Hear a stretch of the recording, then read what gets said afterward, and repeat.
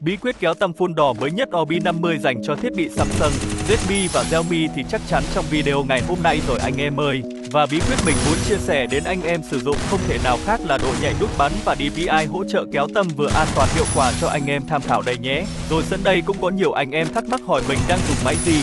Thì hiện tại mình đang sử dụng dòng máy Apple nha. Còn hiện tại anh em nào nghi ngờ mình sử dụng phần mềm thứ ba để mình chia sẻ độ nhạy thì đây là Adi Game của mình, anh em cứ chết nhé. Còn hiện tại anh em nào muốn mua một bản công thức DPI siêu chuẩn kéo tăm phun đỏ như trên video thì liên hệ ngay cho mình trong phần tiểu sự kênh để được tư vấn nha.